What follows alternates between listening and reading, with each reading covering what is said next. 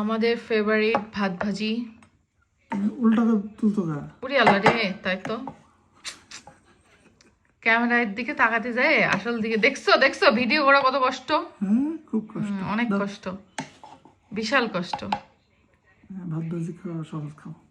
ভাত ভাজি হচ্ছে আমাদের সেই পছন্দের। আর আমরা করি কি, মানে প্রতিদিন তো আসলে এক্সাক্ট পরিমাণের ভাত রান্না করা সম্ভব হয় না। তো ভাত তো আমাদের দুপুরে বা রাতের জন্য যখন রান্না হয় একটু একটু করে ভাত বেঁচে যায়।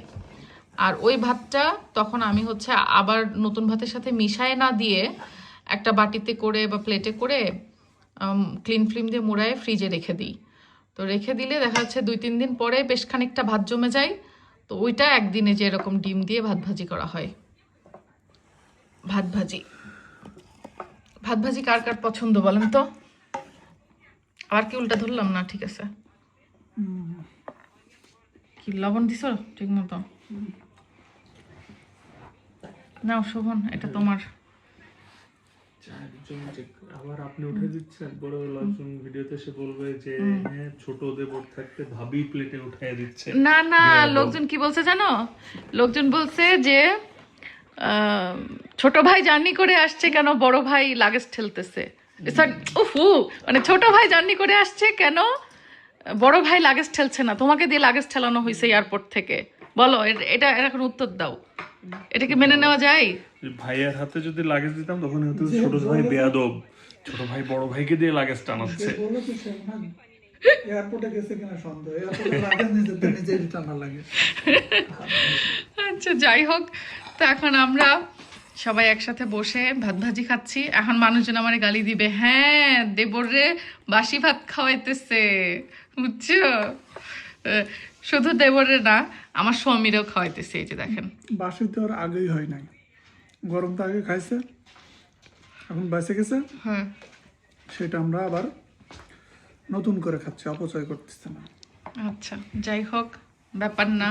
আমরা বাসিটাও ফেলাই না, বাসি খেতেও পছন্দ করি যতক্ষণ না সেটা খাওয়ার যোগ্য আছে। আলহামদুলিল্লাহ। যে যত যাই বলুক, আম্মু যখন ছোটবেলায় ভাত ভাজি করে দিত শীতের সকালে, সেটা চুলার পাড়ে বসে খাওয়ার যে একটা মজা, সেটা আমি বিদেশে বসে এখনো এত বড় হয়েও খুব মিস করি। মানে ভাত ভাজিটা আমার কাছে সকালের নাস্তার জন্য বেস্ট একটা নাস্তা। যদিও প্রতিদিন খাওয়া সম্ভব হয় না, তারপরেও আজকে যেহেতু সম্ভব হয়েছে, আয়েশ করে ভাত ভাজি করে সেটা খাওয়া দাওয়া করে বের হচ্ছি সকালে অফিসের উদ্দেশ্যে। বাসায় যেহেতু মেহমানও আছে, তারা সকালবেলা করে বের হয়ে যায় এখানে সেখানে লন্ডন শহর সব কিছু এক্সপ্লোর করতে। তো আমি বের হয়ে যাচ্ছি আমার অফিসে, কাজ থেকে ফিরে রান্নাবান্না করব। আমার চিন্তাভাবনা আছে আজকে একটু আর্লি ফিরবো, যতটুকু সম্ভব আর্লি ফিরতে পারি। কারণ আজকে বাসাতে যেহেতু ঠান্ডা ঠান্ডা একটা ওয়েদার, খিচুড়ি মাংস রান্না করব এরকমটাই প্ল্যান। যাই হোক, আপনাদের সাথে প্রতিদিনই আমি অফিসে যেতে যেতে অনেক গল্প করি, তাই না? আমার কাছে না খুবই ভালো লাগে এই সময়টা। মনে হয় যেন এই মুহূর্তগুলো আপনাদের জন্য ক্যাপচার করে নিই, আর নিজের মনের সুখ দুঃখের যত গল্প আছে এরই ফাঁকে আপনাদের সাথে সেরে নিতে পারবো। আমার না খুব করে মন চাচ্ছে খুব বড় সড়ো একটা পিঠা পার্টি করি। মানে আসলে গ্রামে যখন নানি বাড়িতে বেড়াতে যেতাম এই শীতকালে স্কুল ছুটির দিনগুলোতে, নানিকে দেখতাম হাঁড়ি ভর্তি করে বিভিন্ন রকমের পিঠা বানাতো, আর এলাকার সবাই আসতো সেই পিঠাগুলো বানাতে হেল্প করার জন্য। খালাদের সবাইও আসতো, মানে আমরা খালাতো মামাতো যত কাজিনরা ছিলাম সবাই এক জায়গায় হতাম। এই শীতকালের সময়টাতে কিন্তু পিঠা উৎসবটা গ্রামে গঞ্জেই বেশি হয়। শহরে আসলে একান্নবর্তী ফ্যামিলিগুলোতে এরকম হয় কিনা আমার জানা নেই, সবই তো এখন নিউক্লিয়ার ফ্যামিলি হয়ে গেছে, মানে ছোট ছোট। সো ওই হাঁড়ি ভর্তি পিঠা বানানো না হলেও এখন তো ঢাকা শহরেও অনেক পিঠা পুলি উৎসব আয়োজন সব কিছু হয়, কিন্তু এই বিদেশের মাটিতে এগুলো আর কোথায় পাবো বলেন? তাই নিজে বানানো আর পিঠা বানানোর যে একটা ঝামেলা, মানে অল্প করে বানানো পিঠা এটা আসলে হয়েও ওঠে না। পিঠা বানাতে হলে এমন হইতে হবে যে বাসা ভর্তি লোকজন থাকবে, সবার জন্য বেশি করে বানানো, একটা হাতে হাতে হাত লাগানো, এই জিনিসটা মানে মজা এবং এনজয় থাকে। সেটা আমি কেন জানি এবছর খুব মিস করছি, বিশেষ করে শীতই আমাদের এখান থেকে দূরে চলে যাওয়ার পর থেকে। আগে তো সিথি আমার বাসার এখানেই থাকতো, তখন এরকম মাঝে সাঝে পার্টি শার্টি খুব হতো। এখন সিথিও চলে গেছে অন্য একটা সিটিতে, আমাদের এখান থেকে বেশ দূরে। তো সিথি চলে যাওয়ার পরে আমাদের বাসায় আসলে ওই রকম পার্টি শার্টি এখন খুব কম হয়। আর ফারজানা আপু তো আসেই না আমাদের বাসায় বলতে গেলে। যাই হোক, আজকে কেন জানি সবার কথা খুব মনে পড়ছে। ভাবছি ঠিক আছে নাহার আপুকে সাথে করে নিয়ে একদিন পিঠা সিঠা কিছু একটা বানিয়ে নিব। আসলে পিঠা এমন একটা জিনিস যেটা একা খাওয়ার কোনো মজাই হয় না। অনেক গল্প করতে করতে এদিকে কিন্তু বাসায় ফিরে রান্না বান্নাও করে ফেলেছি, মানে খিচুড়ি আর মাংস বসিয়ে দিয়েছি। তো ভাবলাম এরই মাঝে একটু ইলিশ ভাজাও করে ফেলি, মানে জাস্ট এক বেলার জন্য আমরা এখন রাত্রে খাওয়া দাওয়া করব। খিচুড়ির সাথে একটু মচমচে করে ইলিশ ভাজা হলে কিন্তু মন্দ হয় না। ইলিশটাকে কোনো ঝোল বা তরকারি এমন কিছুই করব না, শুধুমাত্র হলুদ আর লবণ দিয়ে মাখিয়ে নিয়ে সরিষার তেলে ভেজে নিচ্ছি। খিচুড়ির সাথে গরুর মাংস আর সাথে সরিষার তেলে ভাজা ইলিশ, এর মানে পারফেক্ট একটা কম্বিনেশন। তো ইলিশটাকে যেহেতু কোনো ধরনের কোনো তরকারি রান্না করছি না, জাস্ট একটু ওই সরিষার তেলেই যেটাতে আমি ইলিশ ভেজেছিলাম একটু কিছুটা পেঁয়াজ ভেজে নিচ্ছি। খিচুড়ির সাথে কিন্তু মন্দ হবে না। 2-4টা কাঁচামরিচও ফালি করে দিয়ে দিলাম।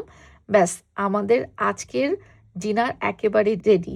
গরম গরম খিচুড়ি, ইলিশ ভাজা আর গরুর মাংস, এ হলে আর কি লাগে বলেন তো। আর মেহমানদেরও চলে যাওয়ার সময় হয়ে গেছে। আল্লাহ দিলে অনেকগুলো দিন ওরা আমাদের সাথে ছিল, অনেক জায়গায় ওরা ঘুরেছে ফিরেছে। আমরাও চেষ্টা করেছি যতটুকু সম্ভব আমরা ঘোরাতে পেরেছি। তবে ওরা কিন্তু অনেক সুন্দর সুন্দর ভিডিও করেছে ইংল্যান্ডের বিভিন্ন জায়গায় ঘুরে ফিরে। আরাফ ইন্তেসার দীপ্ত এই নামে ওদের ইউটিউব চ্যানেলটা আছে, সেখানে গেলে কিন্তু আপনারা ইংল্যান্ডের বিভিন্ন ট্রাভেল ভ্লগগুলো দেখতে পারবেন। এখন তো আমরা সবাই একসাথে বসে জমিয়ে আড্ডা দিব আর খাওয়া দাওয়া করব। আপনাদের কাছ থেকে বিদায় নিচ্ছি। ভালো থাকবেন সবাই আর দোয়া রাখবেন। আপনাদের সবার জন্য অনেক অনেক দোয়া রইল। ওরে ওরে ওরে, আমি তো ভাবছি মনে হয় ওরা কি আগুন টাগুন ধরায় ফেলছে নাকি। সর্বনাশ।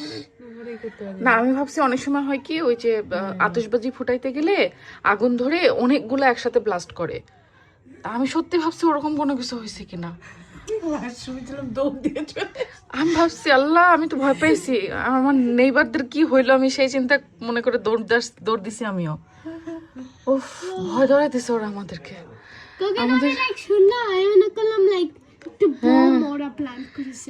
আমাদের নেইবাররা আতশবাজি ফুটাচ্ছে কি উপলক্ষে? আজকে কি ওরা চিল করতেছে, পার্টি করতেছে।